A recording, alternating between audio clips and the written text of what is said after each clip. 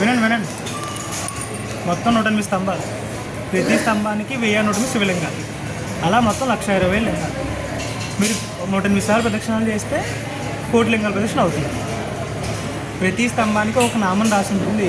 ప్రతి శివలింగం ఒక పెద్ద శివలింగం ఉంటుంది అన్నమాట. కింద కింద అనుభవతంలో మీరు ఆ నామం చదువుకుంటూ స్తంభాల్లో నీరు పోస్తే అష్టోత్తరపూర్వకంగా అభిషేకం పూర్తవుతుంది. ఆ పోసిన నీరంతా కూడా గర్భాలయంలోకి వెళ్తాయి. గర్భాలయంలో ఉన్నది పాదరసలింగం. ఆ పాదరసలింగం మీద పడతాయి. పాదరసం తెలుసుగా, మనం శంకుస్థాపన అది వేస్తుంటాం కదా. సాక్షాత్తు శివుని వీరి అంట పాదరసం అంటే అన్నిటికన్నా శక్తివంతమైందని. అంటే విగ్రహానికి జీవం రావడం కోసం పాదరసాన్ని వేస్తారు. అంటే పాదరసానికి రూపం ఉండదు, అందులో విగ్రహం దాని మీద పెట్టడం కోసం ఆ జీవం రావడం కోసం పాదరసం వేస్తారు. ఇక్కడ ఏంటంటే స్వామివారి పాదరసమే శివలింగ రూపంలో ఉంటుంది.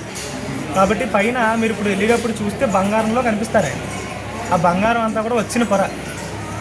ఆయన కడిగినప్పుడు ఆ వెండి స్వరూపం కనిపిస్తుంది. మళ్ళీ ఆయనంతటా ఆయన బంగారం అవుతున్నారు. కాబట్టి మీరు అందరూ ఏంటంటే ఫస్ట్ మొదటగా ప్రదక్షిణాలు చేసుకుని దర్శనం రాసి ఉంటుంది. ఆ దర్శనానికి వెళ్తే స్వామివారిని చూస్తారు. స్వామివారిని చూసిన బంగారు రంగు చూసి అందరూ ముందుకు వెళ్ళిపోండి. వాళ్ళందరూ కూడా అలా వెళ్తే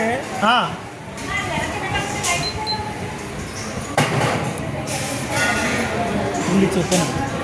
మీరు అదంతా చూసిన తర్వాత వెంకటేశ్వర స్వామిని చూస్తారు. భూగర్భంలో ఉంటారనమాట. ఆయన క్షేత్రపాలకుడు. ఆయన్ని చూసిన తర్వాత మళ్ళీ ఇక్కడికి వస్తారు. వచ్చిన తర్వాత ఇక్కడ టోకెన్ తీసుకుంటే అప్పుడు మీకు బకెట్ గ్లాసు అక్కడ ఇస్తారు. తీసుకున్నానికి వెళ్తే దర్శనాలు ఇవన్నీ కూడా ఫ్రీయే. నీరు పోసుకోవడానికి మాత్రం టోకెన్ ఉంటుంది. ఆ టోకెన్ తీసుకుని మాత్రం వెళ్ళండి. మనిషికి ఒక టోకెన్. జంట అయినా సరే మీకు 2 టోకెన్లు ఇస్తారు అంతే. మీరు జంట అయినా 2 తీసుకెళ్ళండి. అక్కడికి వెళ్ళి మీరు ఒక బకెట్ తీసుకున్నా ఎవరికి అభ్యంతరం ఉండదు. కాబట్టి ఇక్కడ మాత్రం ఒక్కొక్కరు ఒక్కొక్క టోకెన్ తీసుకుని వెళ్ళండి. ఎందుకంటే అక్కడ కన్ఫ్యూజ్ అవుతారు, అందరూ ఇబ్బంది పడతారు. అవన్నీ అయిన తర్వాత 12 గంటలకి స్వామివారి నిజ స్వరూపం చూపిస్తాం. కాబట్టి మీరు అనుకోకుండా మంచి టైంలోకి వచ్చారు. కాబట్టి ఈరోజు మాత్రం ఇదే లాస్ట్ చూపించడం. కార్తీక మాసంలో మాత్రం కూడా చూపిస్తాం కూడా. కాబట్టి మీరు అందరూ కూడా ఇవన్నీ పూర్తి చేసుకుని స్తంభాల్లో నీరు పోసుకుంటే మీకు ఇంకా 30 గంట టైం ఉంది. ఇదంతా టైం సరిపోతుంది. అనంతరం మీరు అందరూ మళ్ళీ గర్భాలయం దగ్గరికి వస్తే దర్శనానికి అప్పుడు స్వామివారి నది స్వరూపం చూడవచ్చు.